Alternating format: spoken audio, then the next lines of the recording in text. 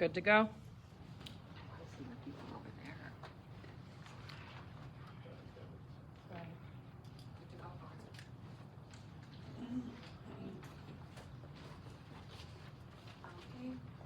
Good evening, ladies and gentlemen, and welcome to the regular board meeting of Shields Township for November 2025. I call this meeting to order at 5:10. Madam Clerk, please call roll. Trustee Swerta? Here. Trustee Prager? Here. Supervisor Stuff? Here. Trustee Parnell? Here. Trustee Oliver Sutton? Here. Okay. And now, I ask you to rise for the Pledge of Allegiance. To the flag of the United States of America and to the republic for which it stands, one nation, under God, indivisible, with liberty and justice for all.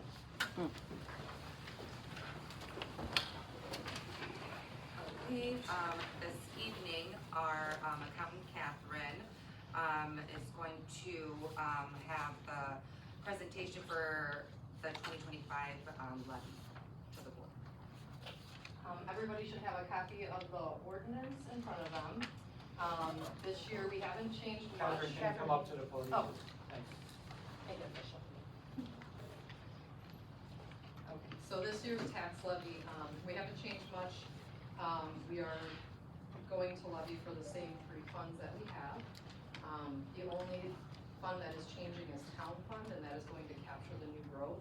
So, the total taxes that we're asking to be levied are $1,588,022.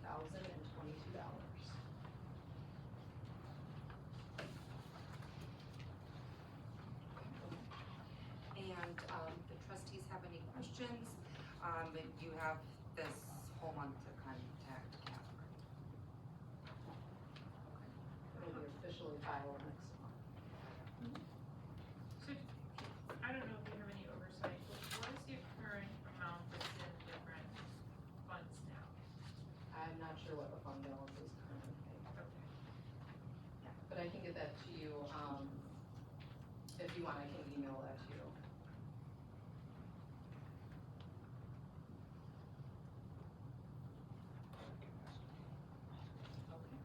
Thank you so much. All right, and the next item on the agenda is public comment. This is the portion of the meeting where anyone in the audience who wishes to address the board may do so.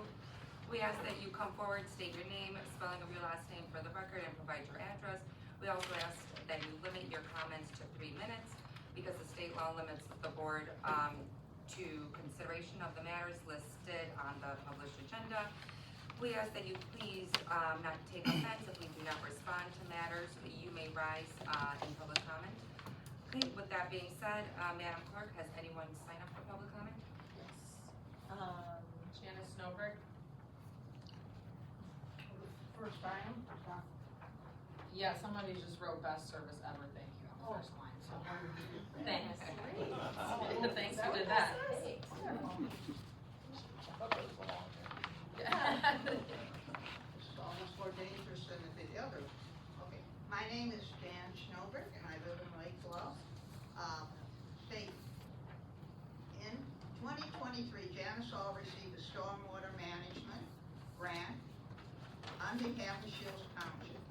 The township formally approved the grant, subsequently obtained funding to install an eco-friendly, sustainable stormwater drainage system along Foster Avenue, east of Birch in Knoll.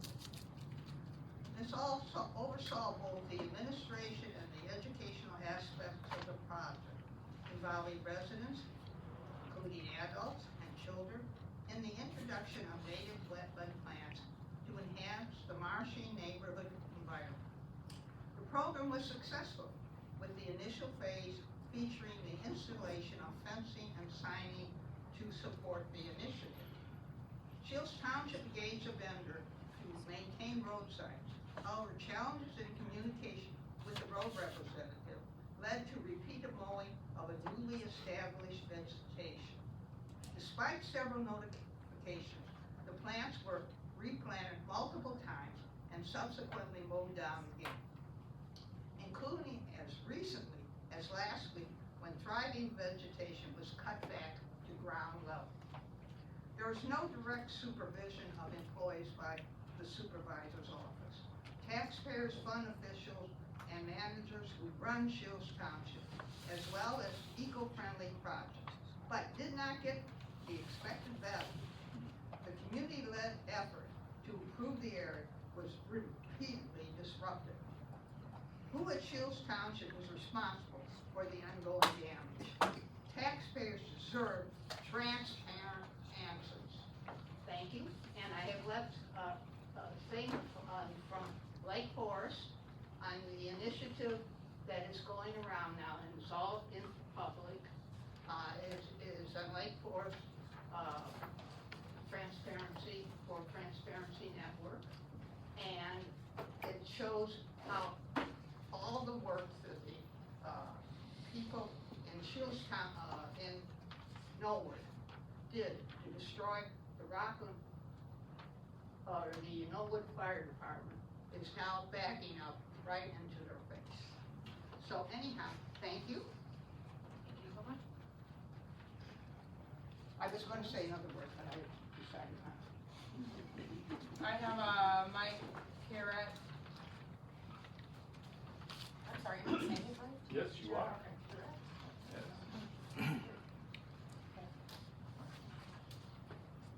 Yes, I'm Mike Perrette, 40-year resident of Shields.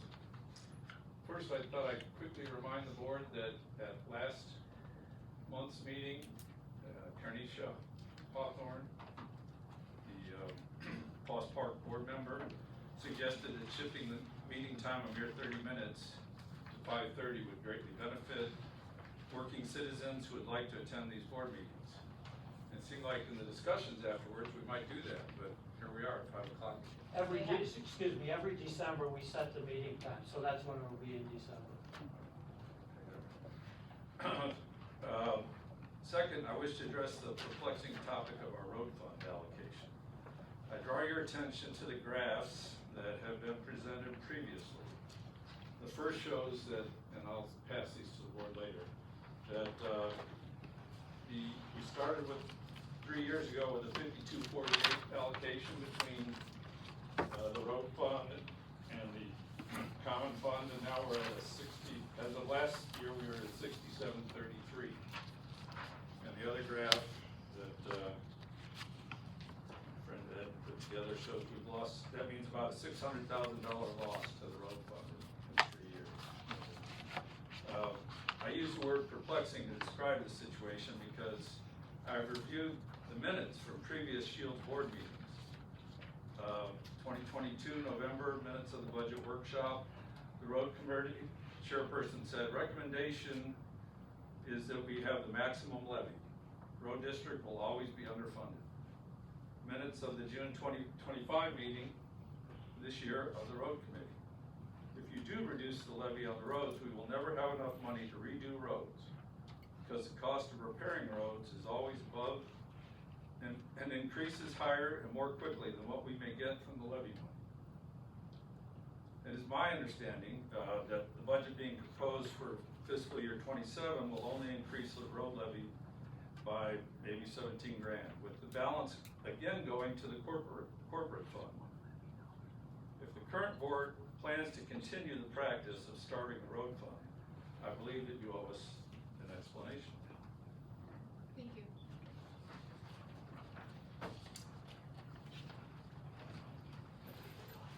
Just a little more. Thanks, Mike. Thank you very much.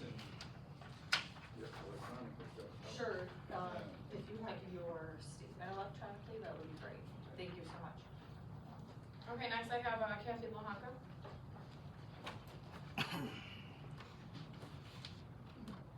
As you all prepare to approve the levy next month, I thought it would be good to refresh everyone's memory.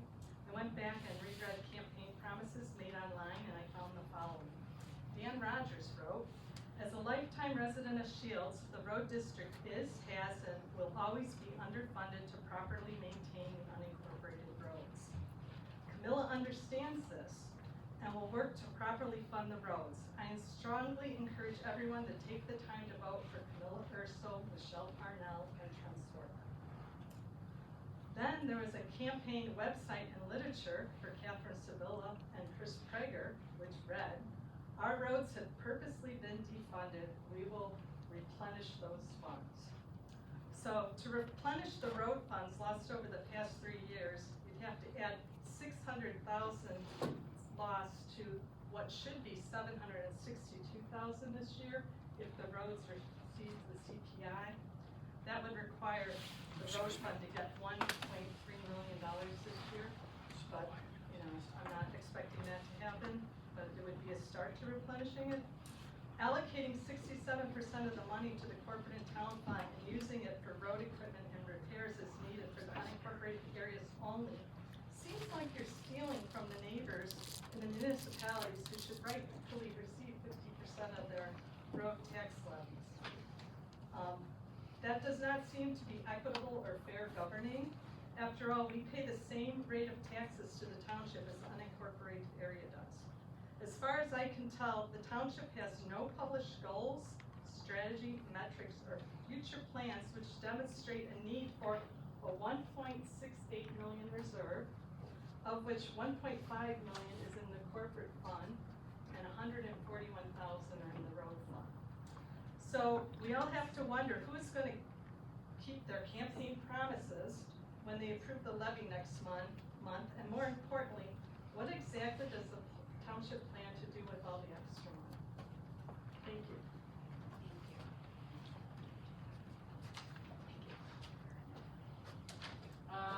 I've got Ed Duffy.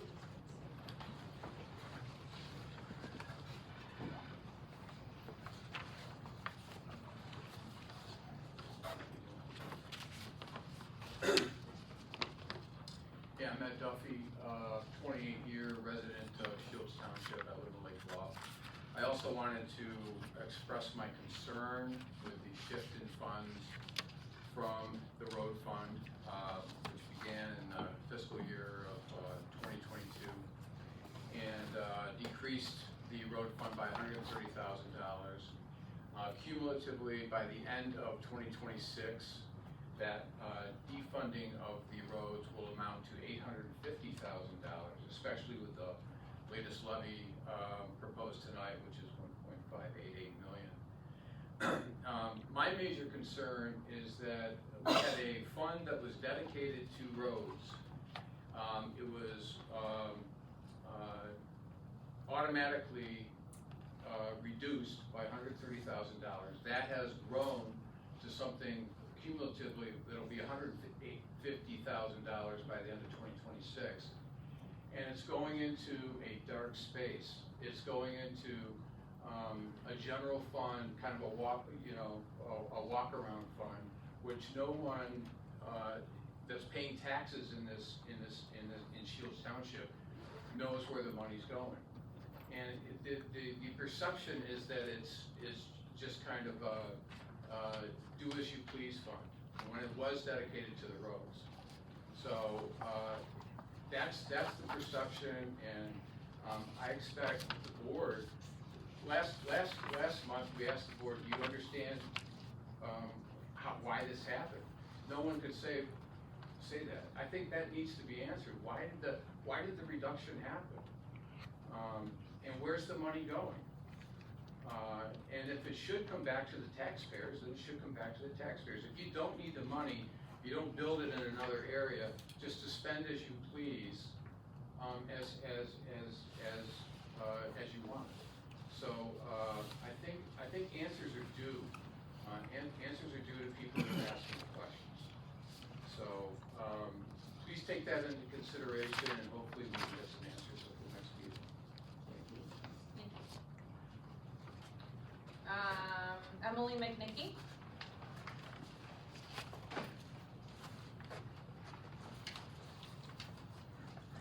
Hi, I'm Emily McNicky. I'm a resident of Lake Bluff and a mother of two. I am not here to talk about the levy. I just wanted to express my gratitude for some of the things that have been happening on our roads, and that is, one, there has been a very large increase in speed bumps. My children bike from Sanctuary Park to the park that's right outside here. My daughter goes to softball games right here, and she rides her bike, as she should, as a 9-year-old, and has that good independence, and I appreciate all of the speed bumps.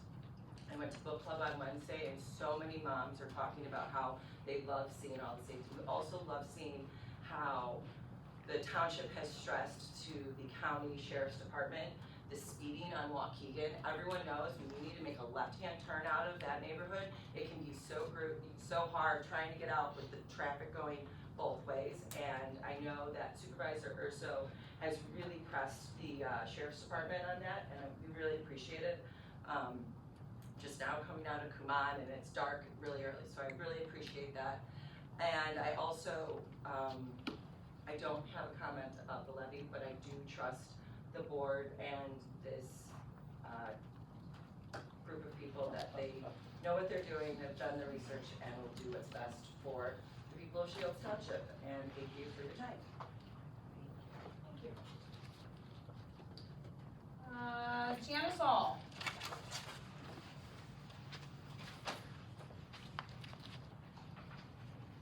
Hello, Janice All, AULL, 403 Birch Avenue. And as Janice Snowbridge mentioned, on November 13th, the township once again cut down the Foster Avenue grant project. They cut it down to the ground, including native shrubs that community volunteers purchased and planted themselves. And so I have 3 questions for all of you. First question is, why is the township continuing to try and destroy a $47,000 grant project? Second question is, why did the township leave the debris in the channel? Because now that the debris is in the channel, it's going to prevent the flow of stormwater, which is going to cause flooding, which is the whole reason why we actually got the project in the first place. And the third question, which I need to make sure I get this absolutely correct, is what criteria are used to discriminate which residential ditches are cut? We are not anticipating a public response, but as responsible parties, we are expecting accountability for the performance of your workplace. And I'll go ahead and send this to your file electronically so you have it for your records. Could we have that an agenda item next month to talk about why this keeps happening again and again? And this is not the first time we've heard this issue. This I'm gonna board address it sitting in the place. road report. I'll address it.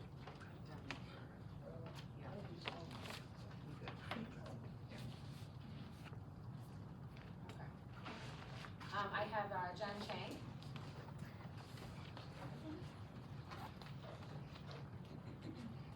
Hello all, Jennifer Chang, 7-year Knollwood resident, Shields Township.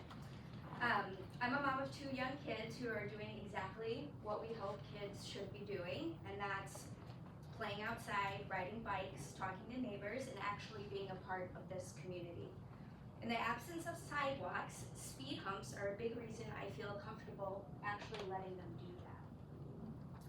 They aren't an inconvenience, they're a safeguard. They slow drivers down enough to make our streets walkable, rideable, and safe for our smallest residents. Changing the budget sends the wrong message. It tells our community that the convenience for a few outweighs the safety of our children, and it limits the very measures that make our streets secure and family-friendly. Changing the funding is not just a financial choice, it's a decision that affects every family and the overall well-being of our neighborhood. I urge you to think about what kind of community we want to be. A place where our children can safely enjoy the outdoors, engage with neighbors, and grow without the fear of speeding cars, or a place where safety is compromised to save a few dollars. Please support maintaining these safety mechanisms. Our children and our peace of mind depend on it. Thank you.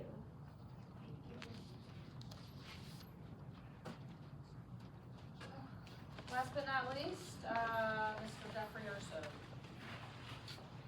All right. All the fans this evening.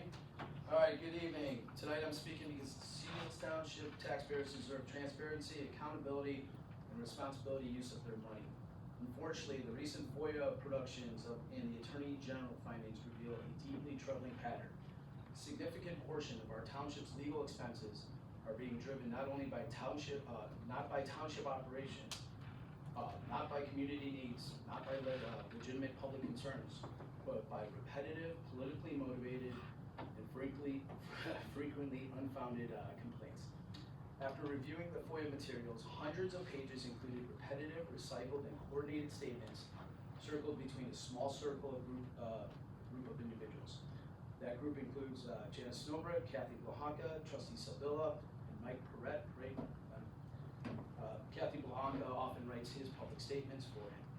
These documents show multiple versions of the same speeches sent back and forth amongst a small circle, with directions for who to speak, what to say, and when. This is not public oversight in any meaningful sense. This is orchestrated politically campaigning being funded through a FOIA process and complaint system. And every time it's repeated, taxpayers pay for it. Even more concerning are the Attorney General findings in the PAC determination in 2025. The Attorney General confirmed that the township had to undergo extensive legal review because of these disputes. This means the township was correct to withhold detailed strategy, yet was still forced to defend those redactions because of certain individuals repeating and challenging them. The Attorney General essentially confirmed the cost burden that these constant challenges impose. The core issue, the township's legal budget is being hijacked. Every township resident should understand this clearly. The FOIA materials show that legal fees are being driven up by cycles of political disputes, not by township operations. When the same individuals repeatedly file FOIA requests, challenge the township's responses, submit complaints, and read publicly coordinated accusations at meetings, the township must respond with legal review. This is not optional, it's required by law. Instead of focusing on roads, relief programs, taxpayer services, or community needs, our township resources are being diverted to reviewing endless complaint statements, responding to repetitive FOIAs, fighting FOIA triggered by this small group led by Kathy Blahanka, preparing responses to the Attorney General, handing political accusations dressed up as concerns, defending staff and elected officials from unclaimed fames. None of this benefits the public. The FOIA disclosures make one thing clear. This is not oversight, this is weaponization. The FOIA materials contain copy and paste political speeches, emails with instructions like, add these accusations, I'll speak first, see my revised statement, here's a version from the August meeting, repeated attacks on township personnel, mostly Kathy and Jan's weird obsession with Dan Rogers. Requests clearly designate to burden and not inform, demands for privileged information, attempts to relegate old grievances from 25 years ago. Time is up. Time's up.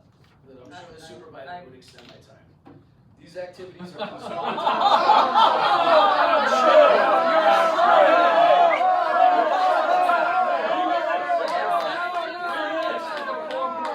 Wait a minute, she's got a timer on it. Somebody yelled time's up. When you feel like it. Hell. It's all driven by Cold Lake Bluff, led by Paul Blahanka, and Paul Blahanka is directing his wife to control the votes in Lake Bluff. So I thank you guys for your time. Yeah. I will submit the rest. Mr. Stewart, I think we've extended your time for minutes. Oh, gosh. Hundreds of times. So 20 seconds. It's all I got the Paul Blahanka vote Lake Bluff on tape. Yeah, so if you didn't get through it,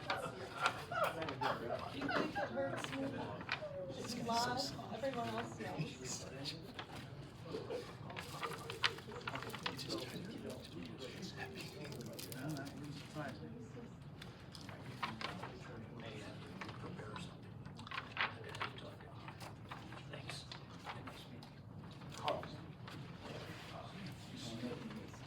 General findings into minutes as well.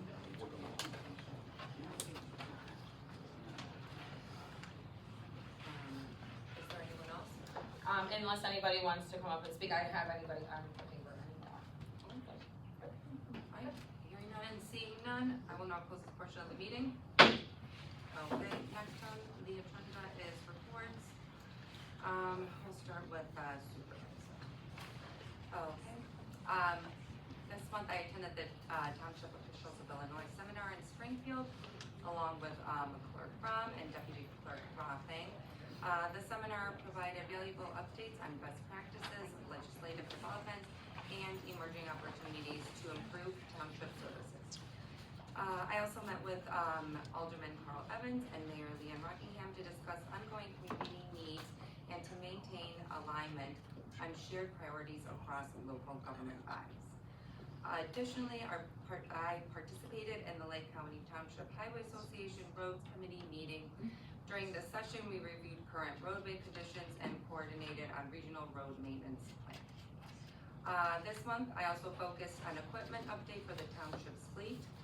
Initial steps have been taken to assess equipment needs and explore options for improving efficiency, safety, and stability.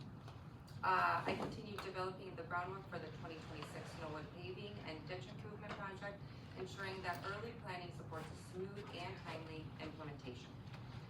Finally, I dedicated time to understanding the township's levy and budget, reviewing financial structures and requirements for better support informed decision-making for the upcoming fiscal cycles.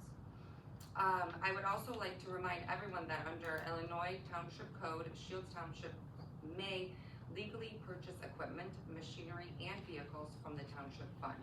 This allows the township to bring its fleet up to date without overburdening the road and bridge fund.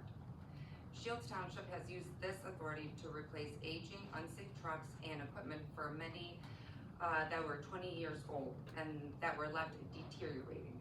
These outdated machines were increasingly unsafe and costly to maintain. Purchasing new assets from the town fund has reduced long-term expensive and improved performance. This approach protects taxpayers, improves winter response, and will continue to guide future fleet improvements. Mr. Administrator?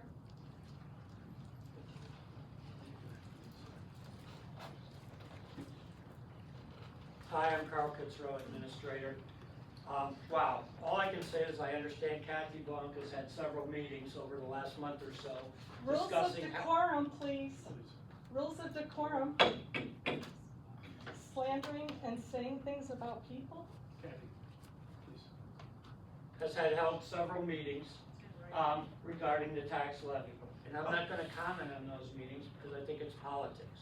What I am going to say is that 4 years ago, when I did my first levy, Jeff Urso was a supervisor. He sat down with me and put me in the right direction.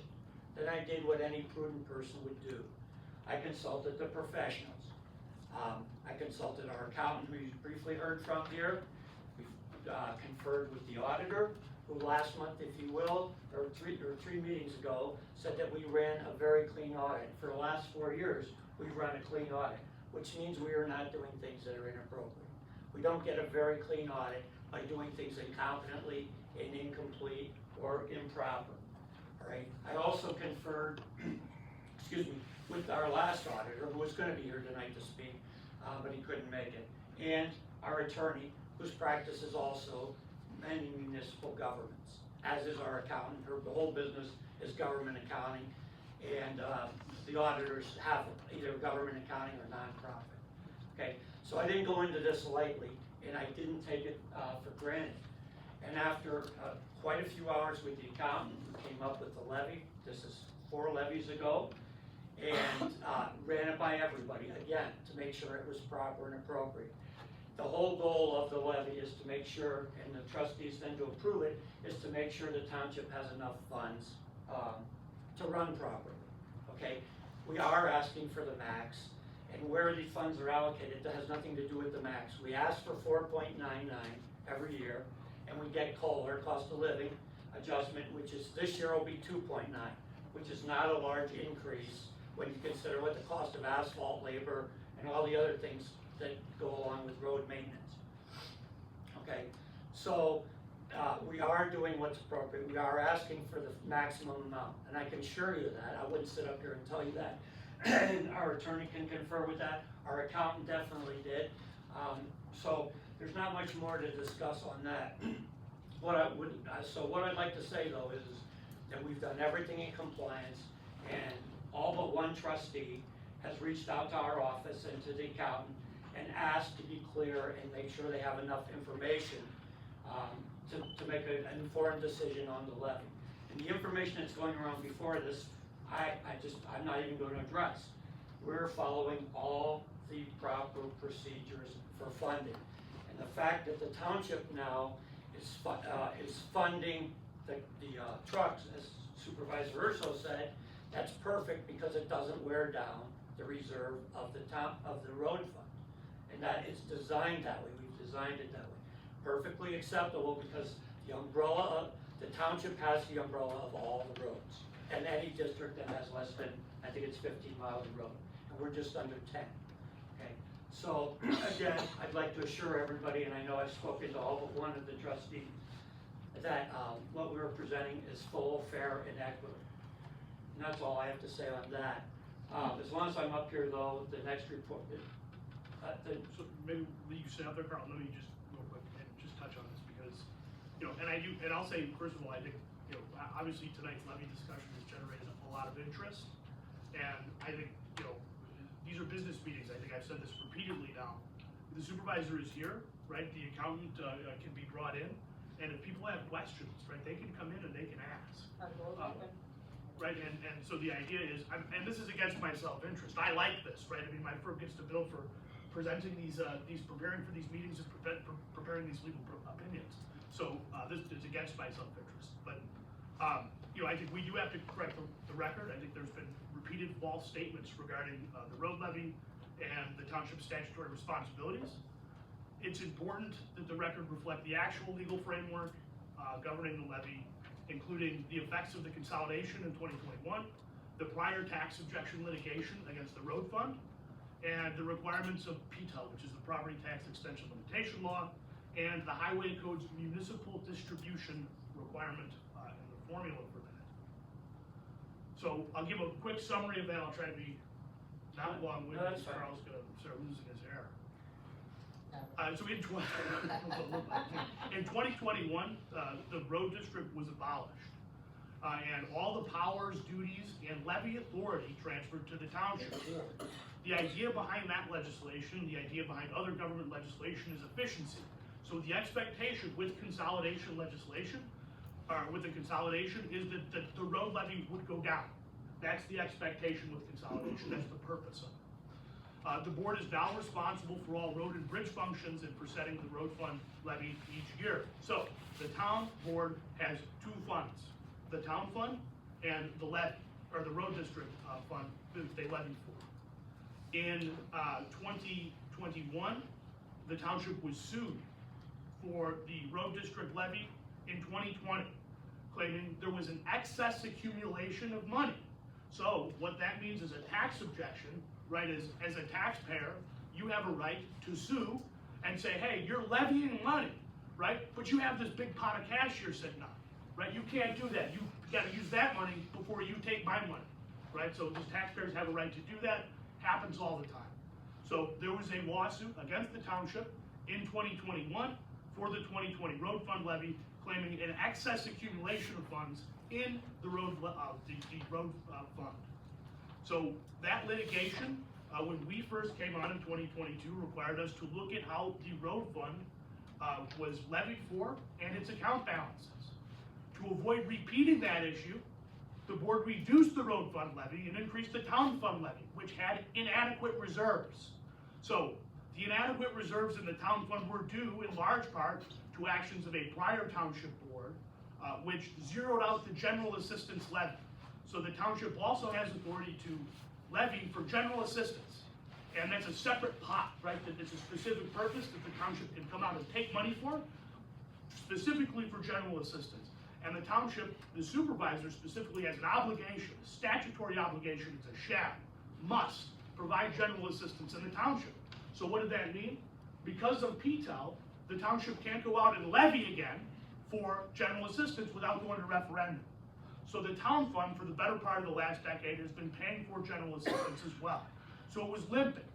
So about 10 years ago, maybe 15 years ago, I'm not sharp on the date, there was a specific amendment to PTEL for purposes just like this, right? It said PTEL applies to all the levy total, the total amount of the combined levies, not the specific funds. So if you have too much money in one fund and not enough in the other one, you can fix that, right? And you can vary between those funds. So It doesn't restrict just an individual fund, one or the other. So the board has complied with PTEL in that regard, right? The property tax extension limitation law was passed to avoid any increase over inflation of the tax levies without a referendum, right? So the township has complied with PTEL, so it's also complied with the highway code. So we talk about these municipal distributions. So what is that?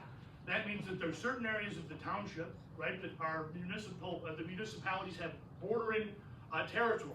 So that means that when the road fund is levied, right, that there's a percentage, 50%, right, of the levy for that group, the overlap, right, goes to the municipality. The township keeps the other 50% of that portion.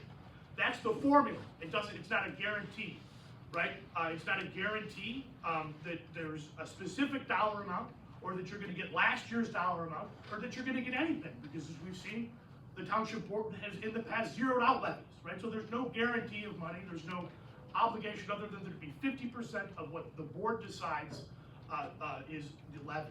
So, these municipal distributions, they rise and fall, right? And they're actually supposed to provide an accounting to the township, right, of the funds they use, how they use those funds, and return funds that they did not use or did not provide an accounting for. So, no statute requires the township to maintain any level of road funds, right? There's no obligation. It can go up, it can go down. No statute requires the township to match historical percentages or dollar amounts for any municipality. And the township's duty, this board's duty, is to levy responsibly and to avoid excess accumulations and to make sure that there's sufficient reserves in its funds and to comply with the property tax extension limitation law and not to protect municipal revenue streams. Not to protect municipal revenue streams. So I think this has been described by Ms. Block in public meetings as unlawful or immoral. And these claims, as I believe the former supervisor said, are political, but they're not legal. So the township's levy practice is completely within the statutory authority. The board has in fact acted prudently, lawfully, according to legal advice and advice from accountants, raising the road levy solely to increase municipal distributions to Lake Bluff, to Lake Forest, as suggested, right, would actually create legal exposure in this case. So it's my strong recommendation that not occur. It could trigger new excess accumulation tax objections. So I think that's my presentation. I'm happy to answer questions from the board. We can talk about it during the levy discussion, or we can talk about it offline or at the next meeting, because this is just the estimate today. So I'm with you. I sat in traffic for about an hour.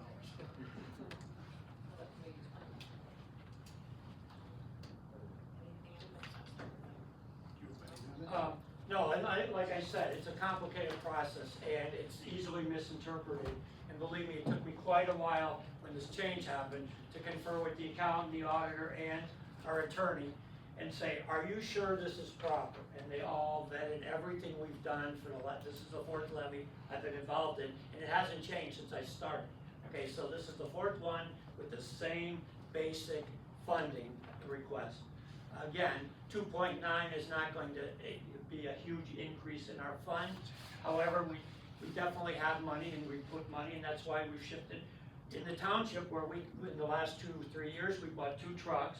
We were able to buy 2 trucks, which were costing the township road fund a lot of money because they were 20 years old and neglected, and nobody on the board in the past thought it was prudent to upgrade them, when most municipalities turn their equipment in after 5 to 7 years. We're holding it on 20 and spending a fortune on repairs and downtime. Again, we're all, as Marcus said, and I'm attesting to, everything is done properly. And the understanding of levy is not a very easy, simple process. It took me quite a while to even come close to grasping it. I couldn't have said it as eloquently as Mark, but at least I have the understanding of it. And that's what I did when I was asked to do these levies. And I think all of the trustees that did confer with me have enough information to make an informed decision about that. And Carl likes to talk more than I do, so you can come in and Carl will explain it to you. I've spent many hours explaining it. And same with our accountant. So that's all I have on that. I'm not not sure where the assessor is, but as long as I'm up there, can that be the next report? Okay, so I'm done with the administrative report.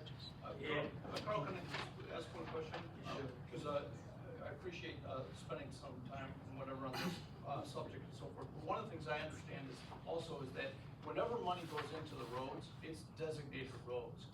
And if we have money in the general fund, we can move that money into roads if we so needed to or had to. But you can't go the other way. Right, that's correct. So kind of one of the things is that it's to the benefit of Shields Township to have a little bit more money in the, if you will, in the war chest of the general fund as opposed to the war fund, the road fund, because if you will, if you put too much in here and you didn't have enough here, you can't slide it over, as I understand it. Is that correct?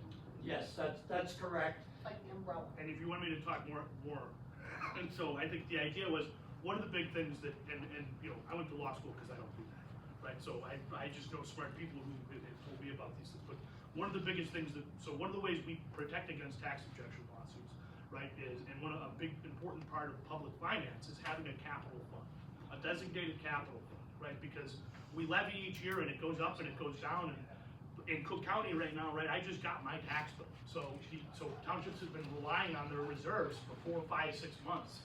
And if you don't have them, you're taking on tax anticipation warrants and paying interest, right? And that's not good for anybody. So what we said is, hey, you ought to have a capital fund, right? And you put that aside and you designate it for purchases in the future, right? You got a building expense coming up at 29. So lots of things, you start tucking that money away and you keep it exactly like you said, trustee, as part of the town fund.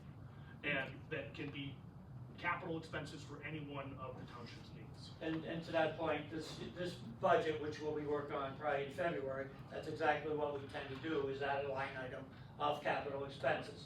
And I think that's prudent and it makes a lot of sense, and we can keep it in there then, it's not considered reserve. So it's good for us to set up a capital expense fund. As he said, we have a new building commitment in 29, we may have, and we have plenty of other things that need improvement on. With our funding, we're generally only able to pave one small road a year, or we usually do it every other year. So it's not like we are spending, it's not like we have a lot of money to do this. And there's a lot of roads in Knollwood, if you gave me unlimited amounts of money, we could repave most of them. And unfortunately, when we had to wait 2 years to just pave, if you're familiar with Birch over here from the sanctuary over to Foster, and then we did Adelphia from Muir here over to Atkinson. Not a lot of road, but Birch was a long road. And then this year, that was 2 years ago, I'm sorry. This year we did, is it Forest? No, Forest View? that was last year. We didn't do any this year. All right, so we did Forest We didn't have any View, money. which was a very, very long road. So next year, hopefully, I'm sorry, I misspoke. But Forest View was a long road, and that's over in Arden Shores, north and south, which is also part of our road district. So next year, so we haven't done anything this year other than a few repairs. And next year, we hope to have enough money accumulated again to do another road or two. But it's not like we're squandering money. And if you gave me all the money, if you gave me unlimited amount of money, I'd say, okay, let's just repave all 10 miles of road. And it wouldn't be a bad investment, because many of these roads are over 15 and 20 years old, okay? And there's nothing we can do, there's nothing we can do to generate enough funds to do them all at once. And again, as Jeff Urso, our past supervisor mentioned, is our legal bills are skyrocketing. And when they skyrocket, it has to come from somewhere. And I think Jeff made it, I like the points he made, whether you take them for granted or not, that's fine. But our legal funds are skyrocketing, and every year it seems like they're increasing. It's not because we choose to, it's not because we like Mark particularly, although we do. The fact of the matter is when accusations are made, particularly to the PAC, the state's attorney, we have to respond. And that takes an attorney to respond. None of us are capable to respond to the state's attorney or the attorney general. It's gone as far as attorney general. So anyway, that's all I have to say. So just real briefly, I want to touch on one other point. Is I think the town fund is not a dark fund, and someone said I don't recall this, so forgive me, right? But the town fund, this township has It's not a general purpose government, it has very specific things that it can spend money on, and it spends money on those very specific purposes. And there's a budget, right, there's a public hearing every year where there's a budget with appropriations that are detailed, broken down into detail about what happens. There's meetings, the bills are public, right, the expenditures are public, they're reviewed by every single one of these board members every month, and they're approved before they're paid. So it's not a dark fund, it's not like they're going into, they're certainly going into, we like it, right, but I'm not gonna be shy, we do. But, it's not a dark fund, it's audited, right, every year, I think, up to the standard, the auditor was here 2 meetings ago, right, and essentially said that, We had a very clean has audit. encouraged this board to. When is that budget published? Sir, When you is can that- talk after the meeting, you can't talk from the audience, public comments. So, You could just tell me when it's published, right? I can't after the meeting. So, I lost my train. I think you made the point. Yeah. So, I do, and I'm in agreement with it, but thanks for backing me up on some of the legal opinions that have come in the past. All right, so, that being said, I think now I'm done. Mark, are you done with the, my part of the report? Okay, so great, so, Camilla, if you would, I'd like to take, as long as I'm up here, the assessor's comment, and it's just a very brief comment. This is our appeal season. Last year we had 515 total appeals. They had thousands and thousands, I forget the number, in Vernon townships. Now they're bigger, but still, 515 is very low. We had 78 commercial appeals. Generally, the commercial are the ones that appeal because most businesses have a lawyer to appeal, or they have a lawyer on staff, or a lawyer is part of the ownership group of that commercial property. All right, so with the leadership of Scott Helton and his ability and his full-time job of appraising things, the attorneys are not having their way with inexperienced assessors. In fact, sometimes they've come up and we've made a recommendation to be fair, where we could have made it a lot higher than what the plaintiff wants. And the board says, you know what, you're being too fair, and they've jacked their rate up, they've jacked their taxes above what we've even asked for. Because Scott's, at a certain point, when it's been so far underassessed, he takes the position that it's not always necessary to jack them 100% here, when you can bring them to 80-85% and give them, and still get good value out of it. But when you have inexperienced assessors doing it, the attorneys generally win. But anyway, so we've had 78 commercial appeals filed this year. Many of them have been settled before the appeals because they talked to the person who does our appeals. And we've had 437 residential appeals. Usually that number's a lot higher because every taxpayer feels that their taxes are too high. And I'm not gonna argue that they aren't, but it's not based on what the assessor does. The assessor puts a value on their home. The levying districts, which is the bottom left-hand side of your tax bill, determine what you're gonna pay. And for the record, Lake Forest has one of the lowest tax rates in the North Shore. They're just under 6%. Lake Bluff is right under 7 this last year, and Norwood is about the same. And it's very low. If you go to North Chicago, it's 14%, down from 18%, all right? So by our assessor actually doing things appropriately and valuing commercial and businesses that have been neglected in the past, we're getting more value out of the commercial business. And the fact is that if you don't get that value out of the commercial business, the county still wants their cut. So if the county tells us they need $2 billion in assessed value in Shields Township, we have to come up with that. If we don't, because we've underassessed commercial, guess what the county says to us to do? Put a factor on everybody's place. So who's paying for that now? The business has got their factor, and all you residents who are paying probably what's very appropriate for you are getting an additional burden because the commercial's been neglected in the past. So what our assessor's done in the 3 years I've been here, he's been here prior to me, is made sure that the commercial properties are properly valued. Okay, out of that number of 437 residential, most of them are a couple tax appeal companies. You see their little signs out everywhere, appeal your taxes. They'll go into condos and represent the whole condo. All of a sudden, that's 100 appeals.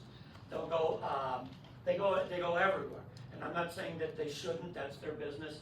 But those are the ones that generate the most. with our review process, which we have when the blue slips come out, which is the assessment for the year. We have about 100 reviews prior to appeals, and most all of them are settled, so they don't go to appeal. And that gives us the opportunity to meet with, it's mainly residential owners, although we do deal business with commercial who'd like to settle before they file, and we do that when it's appropriate. But this way it gives us a time to speak with those 100 or so residents and explain to them why their taxes are the way they are. And I would say almost 95% of them don't understand the full reason of why their taxes are the way they are, and even why their houses are the way they are. We go out of our way in this review process to help people navigate the comparable grid so that they can find out whether they're being assessed comparable to other properties. It's not, most residents look and go, the guy to the right, the guy to the left, the guy in front of me, he's paying less taxes than me. Well, there's a whole lot of figures and reasons and factors, and the county has every characteristic of every home up at the county, the assessor's office. So what most residents consider comparables are not, and the county doesn't consider them that way either. Just because Joe lives next to you doesn't mean Joe should pay the same tax, even though it looks like he's got a 4-bedroom like you do. I had one resident tell me that her neighbor just kept rubbing into her face that he's paying so much less tax than her. I said, oh yeah, what's his address? I looked it up, he was jacking around it. He was paying $5,000 more than her, but just decided to torment her. And she believed it until she came in and talked to me, and I said, that's not true, okay? So this process that Scott Helton has done, our assessor, is very good. And I'd like to say that almost everybody that leaves, many of them are not happy with the fact that their tax bill is not going to get reduced, okay? But they at least understand why. And as far as what your actual pay, that has nothing to do with the township, has nothing to do with the assessor. All the levy districts get to ask for the max levy too, just like we do, and they get COLA. To this year it'll be 2.9. So they all contribute to it. We're Lake Forest, Lake Bluff are very well funded. Their properties are 6 to 8 multi-millions in Lake Bluff and Lake Forest. And so we have a lot of revenue, and that's why theirs are so low. They also have a lot of commercial, they have several commercial districts, they have the downtown districts and businesses. North Chicago's is so high because they don't have much of anything. They've got ma and pa, other NAB and NABV, they have ma and pa repair places and small businesses.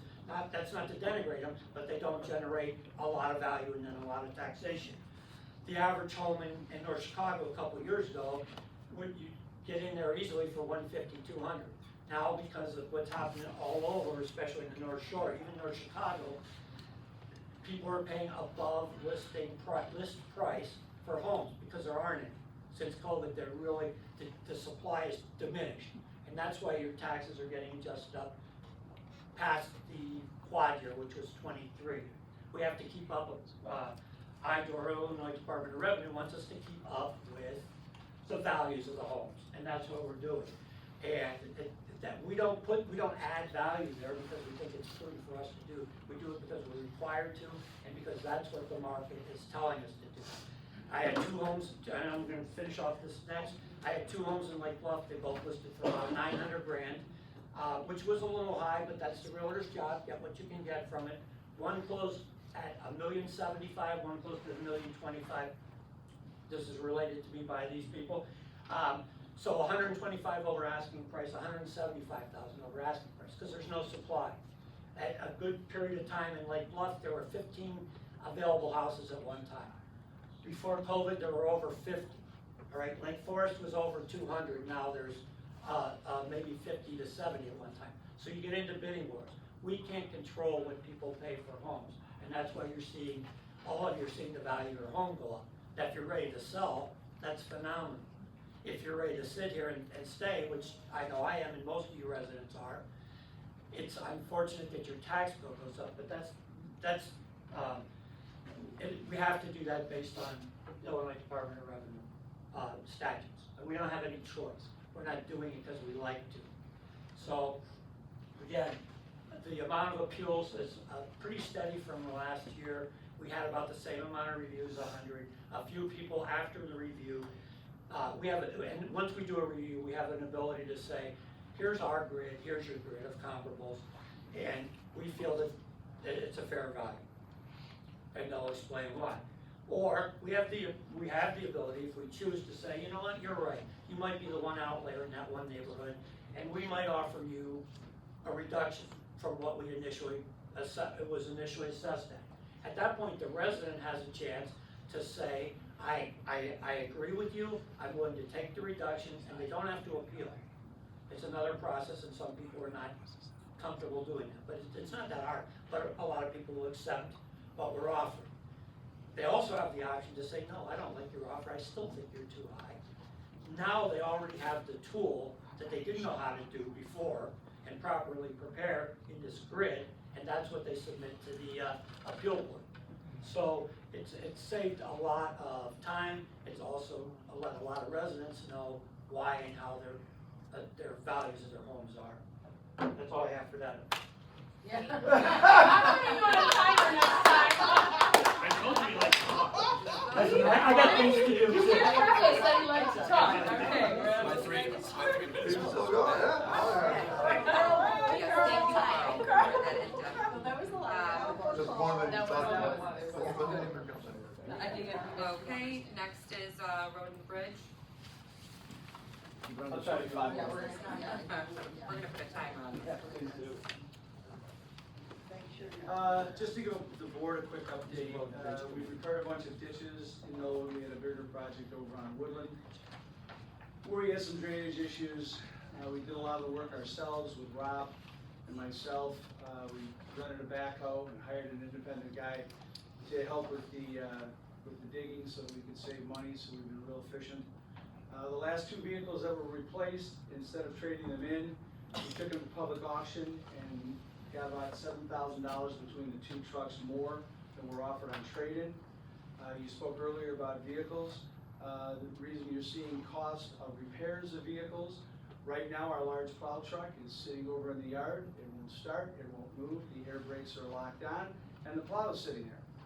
So we can't use it. So we're trying to get somebody out to get it started, to take it for the 3rd time in, to try to figure out what the electrical issue is. This truck is slightly over 20 years old. So I will be asking you to consider in your next year's budget to either over a term of a 3-year loan or whatever, we need to replace this truck. It's 20 years old, it's international. The last 2 trucks that you replaced, one of them had street signs for floorboards because they were completely rotted out. Trucks and equipment have been grossly under-maintained. The large tractor that we've got that we also use for plowing, we just had that taken in. The filters were 17 years old on the filters of the tractors, so we got those taken care of. You guys keep hearing monthly about this ditch, so I'm going to straighten it up for you because you had asked the question, trustee. When the ditch was proposed with the grant, I was opposed to the grant. And the reason I was opposed is because ditches in this neighborhood are made to do one thing and one thing only, and that is move water. When we get heavy rains, that ditch needs to move water. Despite my objection, we moved forward on it.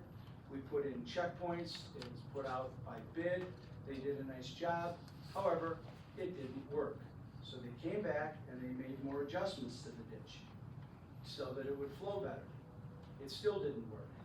So we called the county highway department out. We called the people out that designed it and stormwater management. And the decision was made that we, and I have photos of this, we dug out the plants. We did not throw them out. We dug them out, we set them aside, we brought in a backhoe, and along the one section, we redug it out. I can show you that we replanted it, we matted it, we seeded it, and it's been growing. And yes, last week, as in last year, I don't know if any of you have perennial gardens or have other flowers. At the end of the year, what do you do with them? You cut them down. Well, that ditch line at the end of the year, so that when we get into the spring, we cut the ditch line down. Now, to make sure that was done right, I talked with Kevin Kerrigan from Lake Forest Open Lands, who's been there 25 years. He came out, helped me harvest some seed. We planted some existing seed from the existing plants that were there. I asked him about cutting it down, his thoughts. He agreed as well to cut it down. The debris is still laying in the ditch. It's going to be cleaned up. And next year, by the magic of God Almighty, all those plants are gonna grow. Because they're perennials. And at the end of next year, we will cut them down again. Because when the spring rains come, I need that ditch to move water. And that's where Chris happens to live. And we're hoping to repave his road. And we had to hold off for two reasons. One, we didn't have the money. And two, we wanted to see how this ditch was gonna operate, which I wanna see again in the spring, that we don't have an issue with that flowing up over the road. And if we put a new road in, then it undermines the road. So the ditching is being maintained. The plants were not thrown out. They were taken care of. Another thing that I felt compelled to come here tonight, month after month I hear my name used in different manners. Excuse me, Mr. Rogers, can I just ask a quick question? You absolutely can. Before you change the subject, living in front of that, I'm actually, and this is something we'll probably talk in our road meetings sometime in the future, but it does seem like I'm not seeing the buildup coming up Foster Avenue anymore. So No. something's working, and actually to my own pleasant surprise, because I will admit before the fine residents of Shields Township, I wasn't really 100% sure that was gonna work either, and it's right outside my living room. Right, after the last checkpoint, that's where we redug it, the whole way down. It really seems like it's really taken hold, and I don't whether it's a combination of the plants or what otherwise. I think that the only other thing that I would like to ask, and I could probably do this in the road commission, is that we would actually have Jan be a part of some of those decision making, because she is actually a part of the person that got the grants, and she was also the coordinator of all the volunteer time. So that I think it would just be, I think it should just be a commonly neighborly type thing for us to do, is to exercise that through her. I agree wholeheartedly with you, and to be fair to everybody, I'm gonna talk to you about that outside. That's fine. And not in a public meeting, because I Well, don't I'm feel not trying it's- to, I'm not scolding. I'm just saying. No, So thank you. I agree with your statement, Chris, and I'll explain to you why that has not been done after the meeting. I don't feel that it's proper to All right, air laundry. Thank you for entertaining my question. No, absolutely. So, I was also accused, well, I've been accused of a bunch of things. One of the things is actually a crime I've been accused of, and I can't discuss that right now because there's a lawsuit going on. But in one of these meetings, I was actually accused of a crime. Okay, a crime I did not commit. And when it all comes out, and when it's said and done, I will bring it to this board in its entirety. However, the other thing that I was accused of was being at the county board, or at the county clerk's office for a recount on the time that I'm working for the township. And that simply isn't true. I am on call 24/7 for this township. If Carl calls me and says there's a problem, I come in. If the county sheriff calls me at home at 2 in the morning, there's a downed tree or something, I call Rob, I go in. Okay? So every time I drive through the neighborhood, I'm on the clock. But anyhow, at one of your meetings, this picture was circulated. And it was handed out, and it has a picture of me and Trustee Parnell up at this county recount. Someone took this picture. And just recently, and I'm gonna enter this into the record, was submitted from Clerk Vega a letter saying that taking pictures, as he told us when we walked in, you were not allowed to take pictures of anybody in the room, and you were not allowed to use your phones. Trustee Parnell and I had to go outside to even field a phone call. But somebody decided the rules were not for them, they were for everybody else. And that person, who they don't list by name, but in order for anybody who's not in this picture to ever be involved in anything in Clerk Vega's office, they need to call Clerk Vega and explain to them that they didn't take this picture. Okay, so I'm not sure what's going on. I think you were up there, I know Ms. Blahanka was No, up, I was you not were not there. there? I was My not there. apologies, I thought you were there. But Ms. Blahanka was there, and this picture was circulated at the meeting. So I will hand this into the public record. Supervisor Urzo attended a meeting today of the Lake County Highway Commissioners with myself. We spoke with Warren Township and Libertyville Township at the next road meeting. We're gonna look at special movement permits, which when you have somebody building a home or doing large remodeling, bringing big trucks across the pavement, there's gonna be a permit required. And there's a company called Oxcart. And what Oxcart does is they take care of all of the permit process for us. All the townships are going to this, and say, for the ease of conversation, that the permit is $100. The contractor has to go through Oxcart, they pay the $100 to us, or to Oxcart, and they charge an additional $16 for processing it, and Oxcart sends us the money. We're gonna look at driveway replacement permits, and we're gonna look at doing the permit process through this Oxcart, because they handle all the administrative end of it. So we don't have to handle money. Somebody comes in to Carl and wants to put a bond up to put a new house, and Carl now has to deal with a $5,000 check. He has to either hold on to it, or he has to cash it, and he has to refund it. With Oxcart, they can do a surety bond, and we don't have to screw it. It's gonna be hugely efficient. Almost every township has gone forward with using this company. They're really efficient. They're really good to work with. Those are the main things that I think we took care of. Again, I've offered you before, Trustee. I've gone with Trustee Parnell. I'm set up to go with Trustee Swarthout. I've gone with Supervisor Rizzo. I've never really sat down and met you and had an opportunity to talk to you. I welcome you again to give me a call. I'll take you on a tour of the roads, show you what we've done. Some of the issues that we've run up against with stormwater management now gets involved in a lot of projects. Even on our roadways. So, you know, we're busy. I also want to give a shout out to Supervisor and to Carl Lissette. For anybody that doesn't think that they're worth their weight in gold, they are. We work extraordinarily well with them. And when we get a call from a resident, Carl, you can back this up. We try, we're not always successful, we try to get to that resident within that day, but if not within 24 hours. And many It's times in within, minutes, within many minutes. times within an hour.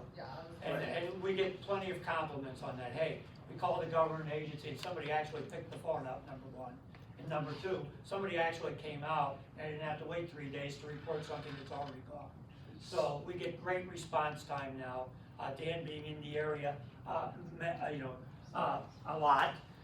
He's able to respond or pull himself off a job if I call him and get over there and do it. So I don't think you'll find any neighbor, or resident, if you will, that's gonna complain about the response time in the road district, since Dan took over. Right. One of the examples is there's people that live on Waukegan Road and on Rockland Road, and when they have issues, that's state highway. And they call us, they call Carl, because they don't know who to call, they don't know how to accomplish it. Well, we have contacts with the state. One lady had a damaged tree. We can't go and do it. I can't use this township's money to work on the state highway or on the state right of way. So we have to get a hold of the state highway department, or it's actually down in Schaumburg is where we call, and they will dispatch somebody out. We could just say, sorry, not our problem. But that isn't the way Carl Lissette and I work. We try to find a solution for every problem that every resident calls in the unincorporated area. Are we successful all the time? No, but it's not because we don't try. And it is an absolute pleasure to have a boss like Camilla that's really interested in what's going on these roads and wants to understand it. What she doesn't understand, she wants to learn. And Carl is great too. Carl also attended that meeting today, and we're going to be looking at some grant options to try to generate some additional money for the roads as well. And the statement that I made that was read by Ms. Blahanka, that is a very true statement, and Carl reiterated it. You will never have enough money to fix these roads. And that goes back into the 80s when Ronald Reagan was president. And there was an opportunity before they set PTAB or PTEL to raise our levy. And the then Highway Commissioner, Willie Servat, didn't think we needed it. And the levy was so low, we will never get the money that we need. If you go to Libertyville Township, and I encourage all of you, call the Libertyville Township Highway Commissioner and ask him, here's our money that we spent on the roads last year. Here are our trucks and our expenses. Would you take it over and we'll get rid of Rob and Dan and you can take everything over? And you can have that money, you have to take it all over. He's gonna laugh in your face. Because we don't have enough money. And we need to replace that truck. We're plowing with 2 trucks right now. So, and a tractor. And if necessary, it'll be my truck. And I don't turn in one receipt for fuel. I drive my personal truck around the roads, whether it's in the middle of the night or whatever. Okay? I grew up in this community, I love this community, and that's why I'm doing this. And it's tiresome to hear people come in here and badmouth me and what I'm doing. I'm doing this because I care, because I love this community. I'm not moving. You had a resident that came in here and complained every month about those speed humps. And then he moved. I'm not moving. Okay? Tomorrow, we have Waukegan Highway Department coming down, the city of Waukegan coming down. You know why they're coming down to meet with Shields Township? Because they've heard about these speed bumps and the success we've had. And they're having some real problems, and they want to come down and see what we've done, because they've heard so much good about it. A new person moved in on Talbot Road. The first day he moved in, we put a speed hump in. He came out to Rob and I and said, he said, there's got to be a God above. He said, I can't believe this. He said, this is the greatest thing ever. He said, the one concern we had was the speed of traffic. He said, now it's gone. So these speed humps are working. So if you have questions, board, just call me. If you have questions about the road district, you have questions about a ditch, call me. I'll come over and talk to you just like I do every other resident. So I thank you all for your time. Have a great evening. If I don't see any of you, have a wonderful Thanksgiving. Please feel free to call me anytime you'd like, and I'll give you a tour of the roads. Thank you. Thank you. I would like to also address that photograph. Last meeting, Kathy Blahanka made it a point to say that she could photograph me wherever she wanted to. And there were signs posted in the room, and it wasn't allowed. But some people in this room feel that they can do what they wanna do and they're above the law. So it's very clear with that letter and that photo that that wasn't allowed. And it looks to be that Kathy is probably not allowed in Vegas area going forward. So I just wanna make that clear. Thank you. Okay, the next thing is for the approval of bills, and we have 3 sets of bills for the board's consideration. Payroll and bills for the town fund in the amount of $41,322.20. No longer. Oh, sorry. $41,322.20. Payroll and bills for the road and bridge in the amount of $24,646.60. Is there a motion to approve payment of the payroll and bills of the town fund, and road and bridge as presented? Okay, is there a second? Second.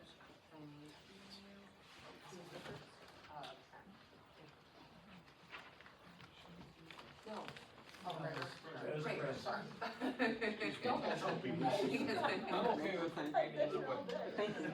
Okay, the motion is made by trustee Prager and seconded by trustee Parnell. Is there any discussion? Okay. Hearing none, Madam Clerk, please call the roll. Trustee Smurfett? Aye. Trustee Prager? Supervisor Urso? Aye. Trustee Parnell? Trustee Oliver Sabella? Okay, the motion carries and payment of the bills is approved as presented. Okay. All right, next is old business. Is there any old business that any members of the board wish to bring forward? The last time I had requested to, I think, add line item here to move our start time to 5:30. I don't see it on the agenda. The after is on the agenda. We'll check. Just, you That'll can be- email me. That'll Well, I be, know it's done annually, but we I'm had just a telling you, it's request. gonna be on there next month anyways, because you gotta, In December, we decided. you'll set the, I understand that, but for all the people who had trouble getting here today, do we wanna push it back for next time? Do we wanna take a vote on that, or do we think one last month is fine? well, so you can't take a vote on it now, because it's not on the agenda. So, it'll be fine next month, and then, but you'll vote on the whole year schedule for, and the next month's meeting. I don't have a problem with 5:30, so if next month it comes up on the agenda, it's got my vote. I was late today, so I'm All right, anyone else? All right, hearing now, I'll close this portion of the meeting. All right, next thing on the agenda is new business, approval of the regular meeting minutes of October 16, 2025. Is there a motion to approve the minutes as presented? I'm gonna, Sabella, is there a second? I second. Okay, Prager. All right, the motion is made by trustee Sabella, second by trustee Prager. Is there any discussion? All right, hearing none, Madam Clerk, please call the roll. Trustee Swarthout. Aye. Trustee Prager. Aye. Supervisor Urso. Aye. Trustee Parnell. Aye. Trustee Oliver Sabella. Okay. The motion carries and the regular meeting minutes of October 16, 2025 are approved as presented. Okay, estimate of the levy for Shields Township for the fiscal year of 2025. At the end of each year, oh, sorry. Oh, tax year. At the end of the year, the Board of Trustees must determine the annual tax levies for the township. In accordance with Illinois law, we will consider the estimate of the levy this evening. We will then approve a final levy ordinances at the December board meeting. I am seeking a motion to determine the estimate of the tax levy for Shields Township for the fiscal year 2025 as follows. Town corporate fund, $1,083,022, and then I know, that's why we try to write it out usually. So it's, all right, so it's, well, I'm gonna butcher it. I should have. 1,083, $1 million, so it's $1,083,022.00. IMRF fund $5,000.00. Road and Bridge Fund $500,000.00 for total taxes levied. And I'm not gonna read your handwriting. Is it 503? 583. It's $1,588,022.00. I told you I don't do math. $1,588,022, or and $22.00. $1,588,022.00. thank you for that. No, I can't read my own handwriting. Okay, is there a motion? Okay, is there a second? Second. Okay. This motion's made by trustee Parnell, second by trustee Swarthout. Is there any discussion? Okay, hearing none, Madam Clerk, please call the roll. Trustee Swarthout. Aye. Trustee Prager. Aye. Supervisor Urso. Aye. Trustee Parnell. Aye. Trustee Oliver Sabella. Okay, the motion carries and the estimate of the tax levy is approved as presented. Okay, executive session. Is there any reason to adjourn to executive session? No, but I would like to mention something about new business. It would, Other business? It's other business. So other businesses. Oh, next, Okay. sorry. Sorry. Okay, hearing none, I will close this portion of the meeting. Okay, and now on to other business. Thank you for my other business. No, I wanted to make a public record in thanking Lisette and Carl helping me. We had a resident that my wife and I know personally that you may or may not know on Halloween, had a tragic fire over in the Hamptons. She had dressed in a costume and she put a candle in her pumpkin and was greeting the trick-or-treaters out in her yard. As she looked back, her curtains caught on fire and she lost everything but her wallet. So she had a Halloween costume on and her wallet. When the firefighters got her wallet. The other two residents in the townhouses there also can't live in those buildings, but they were a little better off because there wasn't as much damage. So there was more to save. And so in that, I came to see what I could do, and Lisette and Carl made it very clear that I think it's the coined word anymore is gerrymandering, but it used to be called salamandering. But the Hamptons aren't really part of Shields Township. I thought they were. It isn't. So Carl and Lisette looked it up, set me right, and it sent me over to Libertyville Township.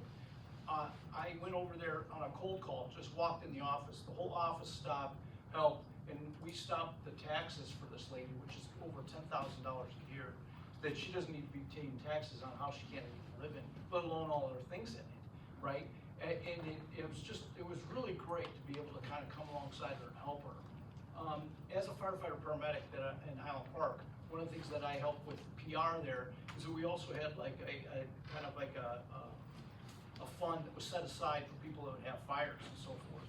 And as I spoke with Kathleen at Libertyville Township a couple times now, they have a benevolent fund that they have established in their thing. And Swarthout and I have spoken about this via email a couple times.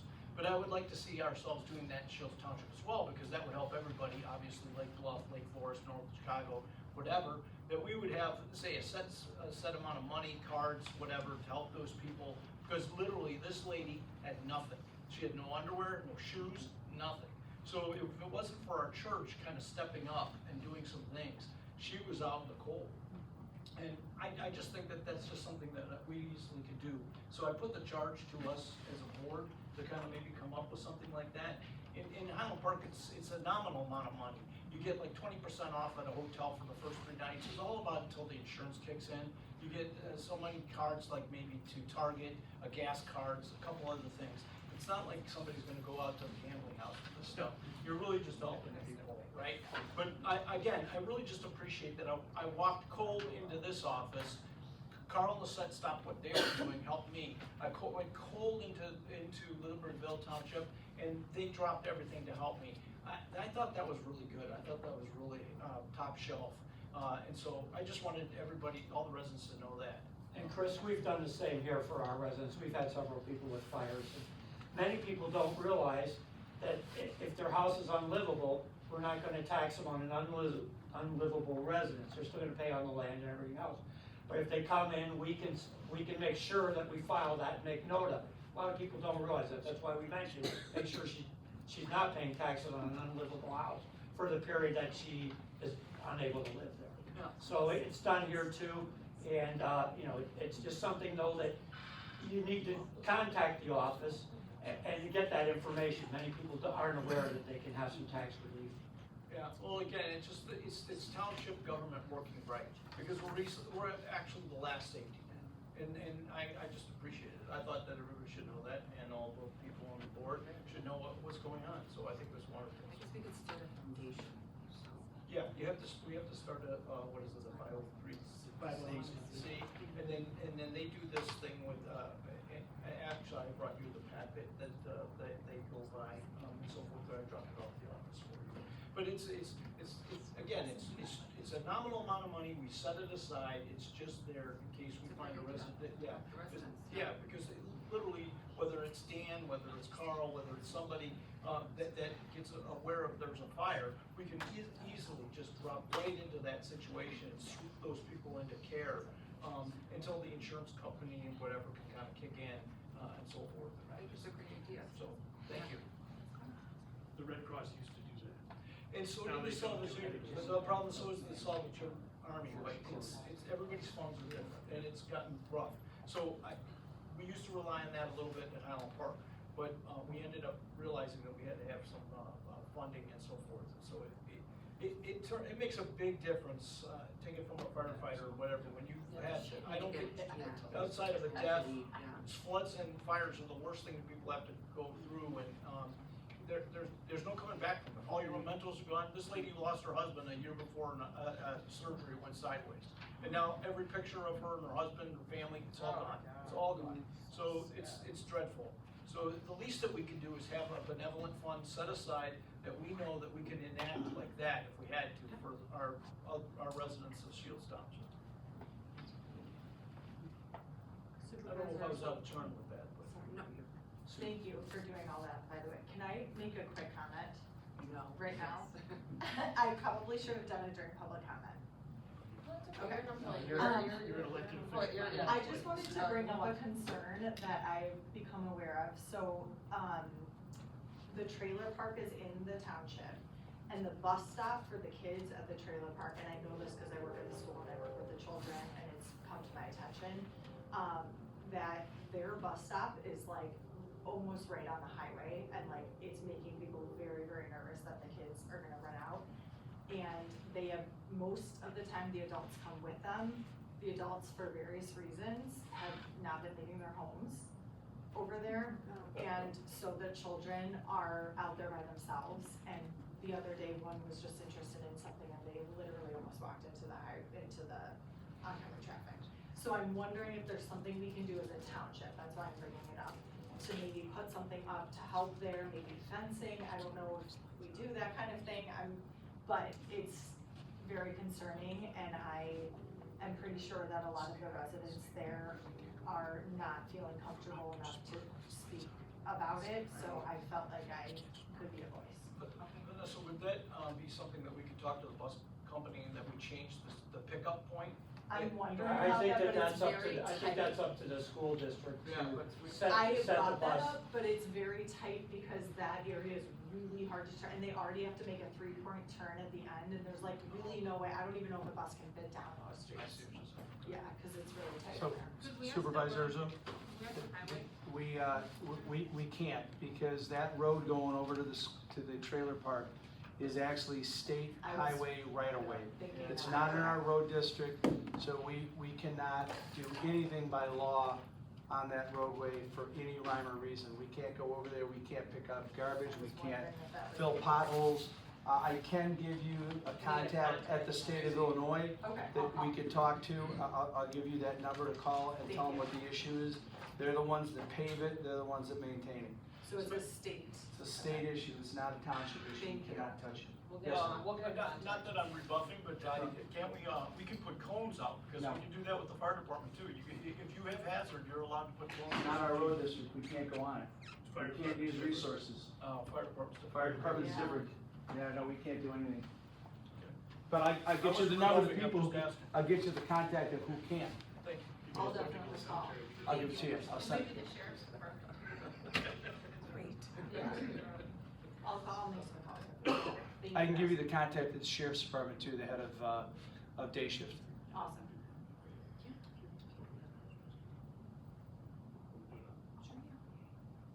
All right, I'll talk one more time. So I think the trustees are over, I think the supervisor forwarded you my email, and I think you mentioned it. Somebody already talked about it, the public access council, was it you, Carl? Sorry, which one? The public access council, did you talk about it? Someone else talked about it already. That was me, sir. It was you. Conflated for these hour-and-a-half meetings, hour and 36 minutes. So we did, the township did receive a response from the public access counselor to the most recent request for review on about 700 billing entries of our invoices from Ms. Mohanka.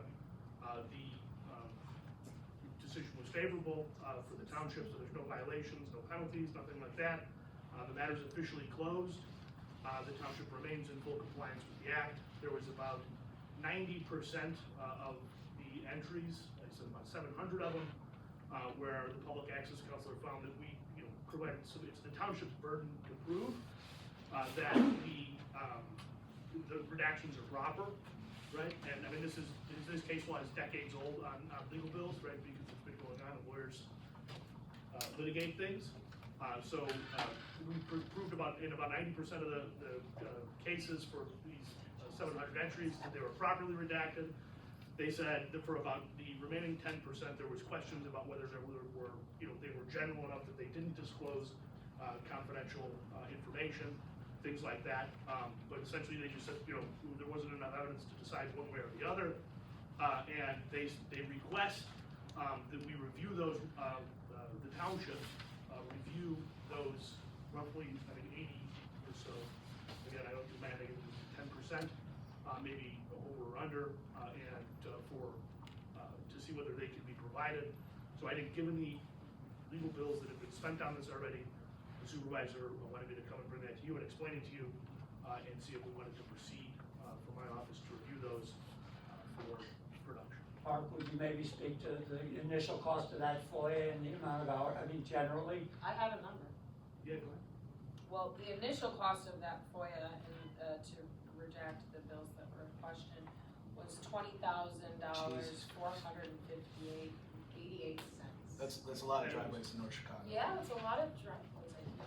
And it was over 2 fiscal years of legal bills and repeated requests and overlapping requests and, claims that things were missing when they were missing, things like that. So, and then once we got, like I said, it's kind of very well settled law in terms of what's redactable and what's not.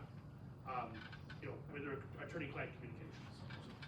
Well, as I understand it, that agreement says it's non-binding, so we're under no obligation to. That's right, yeah, so the. To provide that, and how much, could you just ballpark what kind of cost to be done? Yeah, so- Redact 80? Carla, it depends, because I think, you know, like I said, we get an opportunity to respond, and, you know, we try to respond in 5 pages on 700 entries. Right. Right, that's a big task, and I think probably the remaining ones that they said there's, you know, we just didn't have an opportunity, you know, to answer every single one of the 700, I think they are. You know, I mean, who we talk to, when we talk to them, those things are privileged, right? It's like, the illusion that I always draw is to like the mental health community, or the Mental Health and Developmental Disabilities Confidentiality Act, right? The fact that you're receiving mental health treatment is privileged. So the fact that you're talking to an attorney, when you talk to an attorney, is privileged. And so, you know, we could have made those arguments, it's just, you know, for 10% of them, you know, we ran out of room. So I think, you know, my opinion is probably they are not disclosable. But, you know, I have not gone through them just because I wanted to bring it to the board first and not. But if you do go through them, there's gonna be another considerable expense, and we're under no obligation to do that, is that correct? So what we're asking is the trustees to determine whether they think that it's worth the additional expense of unredacting 25, I think it was 25 to 82, if my numbers are right, if my memory is right. That's correct. That we are under no obligation to do. Correct. And it would, as I understand what's being said right now, Counselor, is that it's redacted, so it probably wouldn't change anything anyway. Nope. Well, it currently is redacted. Right. We think that it should stay redacted, but I haven't reviewed, you know. So, but you wouldn't be making everything transparent. There maybe a few things could get transparent depending upon the right discernment of your office. That would be my expectation, and there's probably very little of anything. Okay. Things that maybe look like scrivener's errors or something. Not the So I don't redact them. So we're 20,000 in reviewing this, so we're looking at maybe possibly another $10,000 to $20,000 for your office. I wouldn't go that far, but, you know, I mean, I like to be overestimated, under-deliver, so I would say 10,000 is not a reasonable amount. And I mean, you know, it could, Ms. Blythe has already sent a letter back to the public access counselor, you know, asking, you know, so he's having a problem that, you know, that we were gonna bring this to the board and that they were gonna decide. So I don't know what, you know, the plan is to continue to fight it or not, but, you know, it's the board's, it's up to the board. $20,000. We're 20,000 in, and we're gonna be another 10. That's half of the pickup truck. It's half a road. And it ain't the Epstein files, so.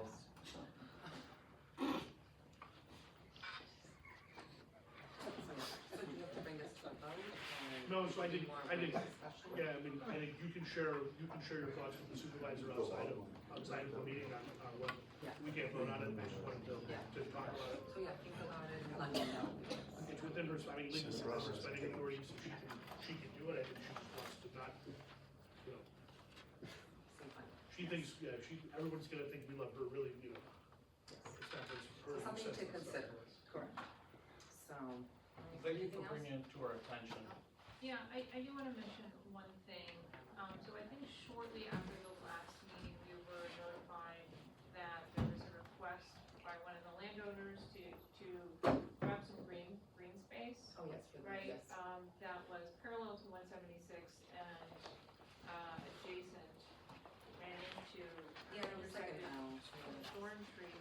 And what they wanted to do was to pave down or tear out the plants and shrubs that were there, which included a little runoff. And then pave that down and make way for a drive-through that would be a Taco Bell, that they wanted to convert one of the buildings into a Taco Bell. So, I think I was one of the few houses on my street that actually received a notice, which is kind of surprising because everybody was within the vicinity that should have received a notice. But Camilla and I spoke, Chris, I don't know that you and I spoke about that. A little bit, yeah, because worried about runoff and, things, yeah. And I identified, several different reasons, including runoff, including children playing, including traffic-related concerns, and kind of brainstorming around issues. I wrote a letter, but I traveled the next day super early for work, and I traveled 2 weeks of the last 4 for work, for business. But, you know, in her conversations with Lake County, they, rejected the idea of even considering, so that green space is remaining as a green space and will not be converted into a road, adding additional traffic. Part of that reason is Dan told the landowner that we were gonna fight it, and if the township fought it, the county would not support it, so because Dan went to the county and actually said. The original plan was to exit out onto your road. He owns both those buildings. He shifted the plan to the other building closer to Jimmy John's. The other business building, Yeah, right? the other business building. He wanted to vacate the alley and Northern Avenue. I met with Supervisor Urzo, we got together. That's where the proposed bike path would go. It's also currently under your control, you as a board. And the alleyways, as I explained to Supervisor, the alleyways are there and were originally put in behind the commercial businesses for two reasons. For delivery and access for the business owners, actually three reasons. For utility access, meaning ComEd, North Shore Gas, and water. And thirdly, for emergency services. The county went out and looked, and there are water pipes and all kinds of things in the alleyway. They were gonna not approve the alleyway anyhow. We objected in writing to both the alleyway and into Northern Avenue. They forwarded the objection to the landowner, and the landowner withdrew his petition and canceled the whole deal and decided not to do There's it. no news since then. So there's nothing new, it's pardon me, the application has been withdrawn, so there's nothing there. And if anybody wants to know, Scooters is supposed to open in April. Let's just I know that's a big question. Let's just be super clear, the application to have a franchise for Taco Bell has been withdrawn, or the application to utilize the land? Yes, both. Great news. That would have been the drive-through, so the neighbor that would have been there would have been subjected to constant traffic as well, right on his property, because that right-of-way does have some shrubbery that's technically in the right-of-way, and if we vacated it, they could clear cut right up till that property owner's, land. So, and there are many reasons not to. Right, well, that's great news. Again, Chuck, please feel free to reach out to me on those issues, I'm happy to update you. Taco Bell. Alright, is there? America doesn't need it. Get DoorDash, your phone. Alright. You know you're on camera. Alright, is there a, motion to adjourn? Darn. Motion to adjourn. Okay, is there a second? Thank you. Alright, the motion is made by, trustee Purnell, and seconded by trustee Saldilla. All in favor say aye. Any opposed? Aye. Okay, the ayes have it, and we have adjourned at, 6:47.